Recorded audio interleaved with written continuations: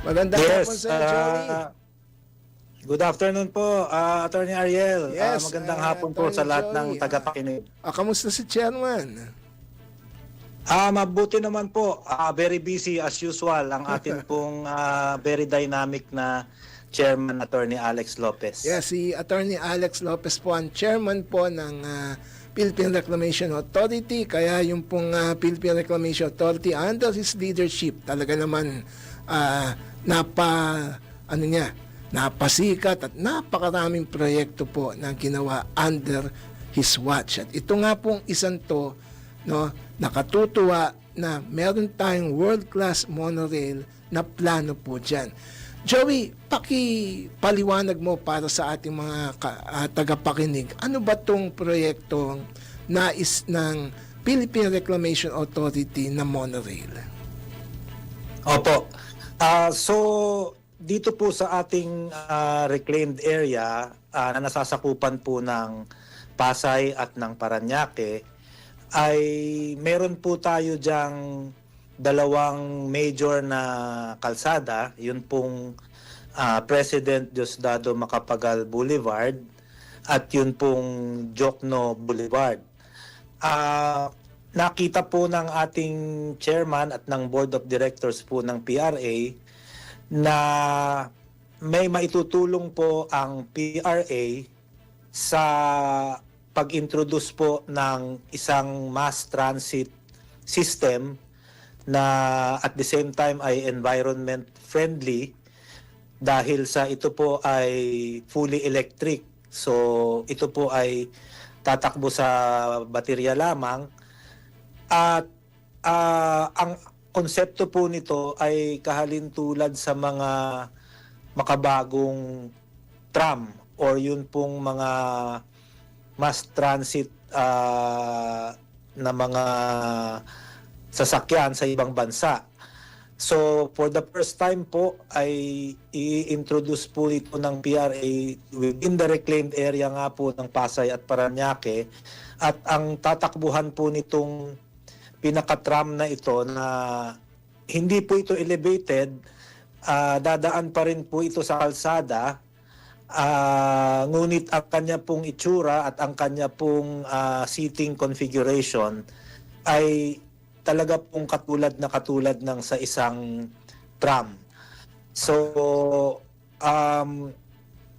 anim na sets po ng tram ang ipoprocure ng PRA at 14 po na istasyon within sa Macapagal at saka sa Jokno Boulevard ang amin na pong na-identify, at lahat po sila ay naka-meeting na ng PRA.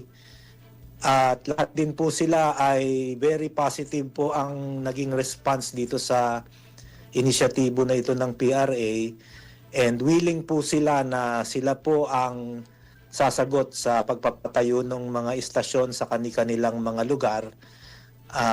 Ang PRA naman po ang siyang magpo-procure ng mga sasakyan at ng fare collection system. So ito po ay tumatakbo pa rin sa pamamagitan ng gulong, wala pong riles. Gagamitin po niya ang pinaka rightmost lane ng kalsada, at ang kanya pong takbo ay counterclockwise loop na doon po siya magpapaikot-ikot sa mga nabanggit ko pong kalsada. Magsisimula po siya sa PITX sa Parañaque, maglulup po siya bandang Cultural Center Complex, and then pabalik naman po passing through Jokno, pabalik na po ng PITX. But along that route po ay 14 na istasyon ang hihintuan ng atin pong tram, and sa tingin po ng PRA marami pong mga kababayan natin ang magiging hawahan dahil ito pong alignment, ito pong rutang ito na na-identify po namin so far po sa amin pong pagkakaalam ay wala pa pong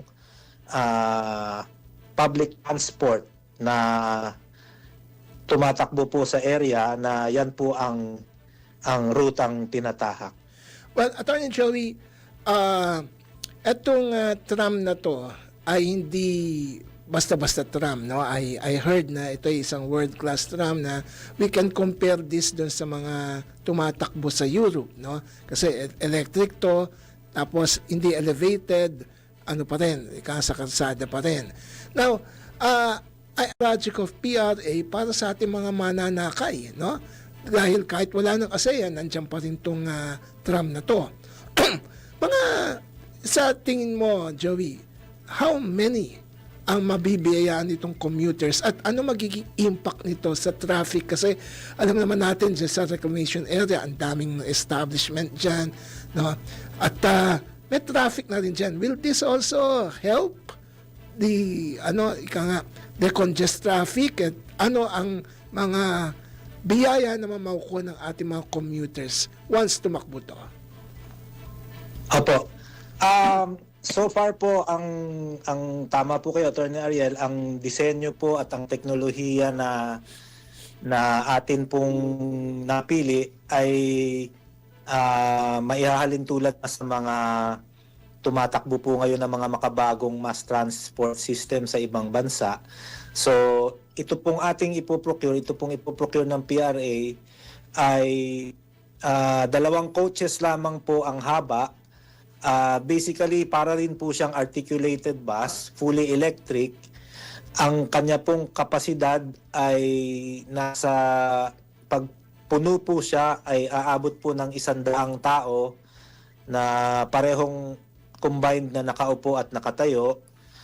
And then, ang amin pong nai-envision na headway o yung tinatawag po na pag-itan sa bawat dating ng tram sa kada istasyon ay nasa around 10 minutes lang po.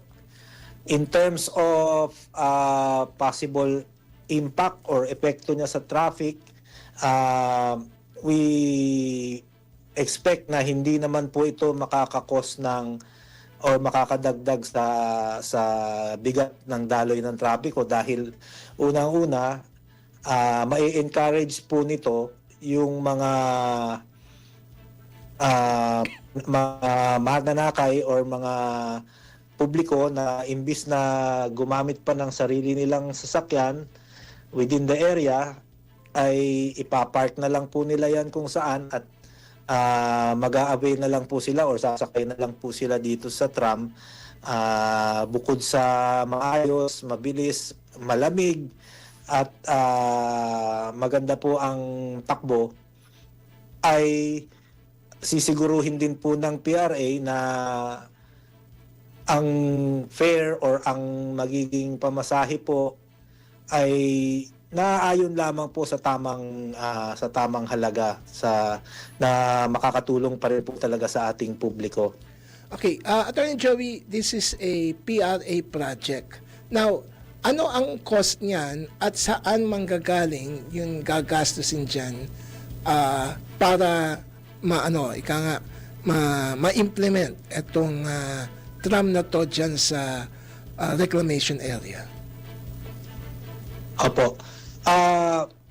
Ang amin pong come up na estimated cost na naging basihan po ng budget ng PRA ay around nasa 300 million po para sa anim na po na sets ng tram na 2 coach per set fully electric, and isasubject naman po natin to sa bidding. So public bidding po yan. So maaari pa pong mas mababa pa ang maging final na halaga niyan, depende po sa mananalong bidder. And then doon po sa pag-acquire or pag-procure ng tram, yan po ay manggagaling sa budget po ng PRA. Yes. Samantalang yung sa mga istasyon naman po ay sasagutin naman po yan ng mga establishmento na lulugaran po nung kada istasyon. Good.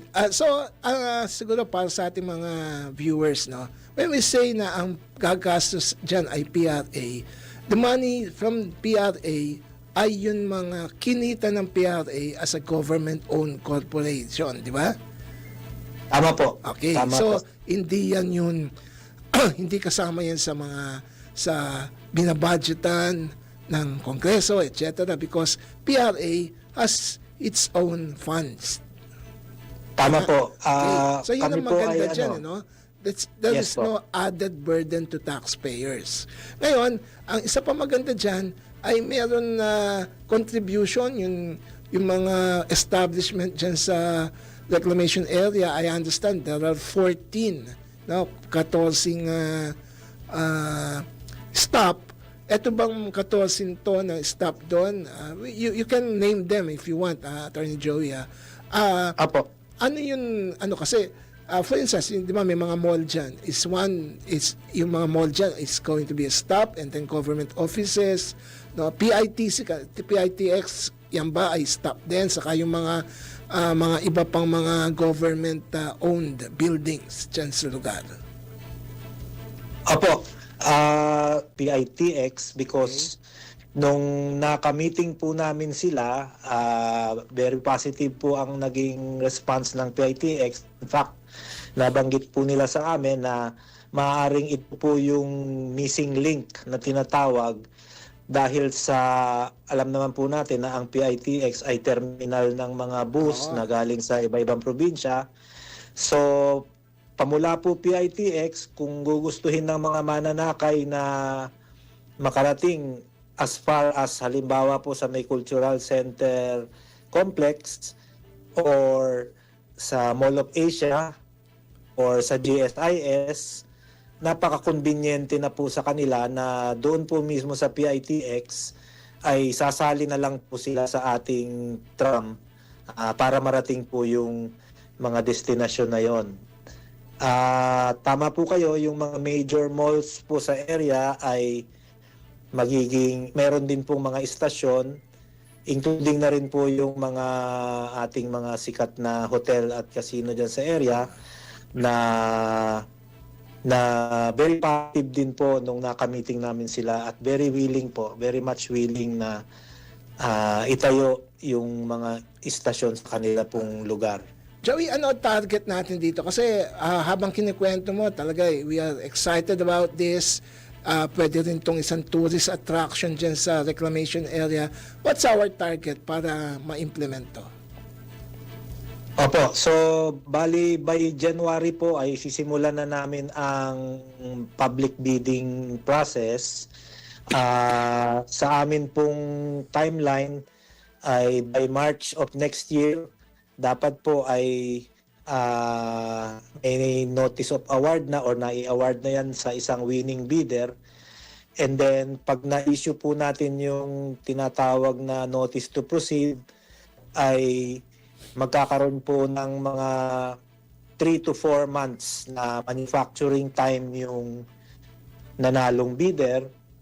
And after po na manufacture at ma-deliver sa atin dito sa PRA, may turnover, meron lang pong mga post-commissioning testing na gagawin at saka mga mangilan-ngilan na training lang po sa mga identified natin na magmamaneho po nung tram. Kaya sa amin pong timeline ay lumalabas po na pinakamaaga po natin na maro-roll out ito by September of next year. Okay. Abot pa rin po sa ASEAN. Okay, so of course you would need the coordination with the OTR and LTFRB para dito, no? Tama po kayo, Attorney Ariel. Hopefully sa mapabilis to kasi it's really something na makikita natin accomplishment kasi we all talk about modernizing public transport, marami tayong sinasabing ganyan, but this ito no, nanggaling pa sa PRA itong initiative na to that we can really say this is where public transport in the country is going. Ito yung direksyon, itong mga ganitong klaseng public transport. So with that, Joey, anything else na before we sabihan, alam ko busy ka dyan sa Philippine Reclamation Authority. Anything else, Joey? Yun po, maraming salamat po sa opportunity na maihayag po itong napakaganda pong proyektong ito ng PRA. Inaasahan po namin na once ma-roll out na po ito, may pagmamalaki po natin ito at ma-showcase po natin ito tamang-tama in time for ASEAN, na makita rin na po ng ating mga kapitbahay sa ASEAN na ang Pilipinas po ay keeping in pace, ika nga po, with the rest of our neighboring countries pagdating po sa modernization and development ng atin pong transport system. Okay, maraming salamat sa iyo, Attorney Joey. Merry Christmas sa ating mga taga-Kawane officers of the Philippine Reclamation Authority. Maraming salamat din po, Attorney Ariel, and Merry Christmas din po.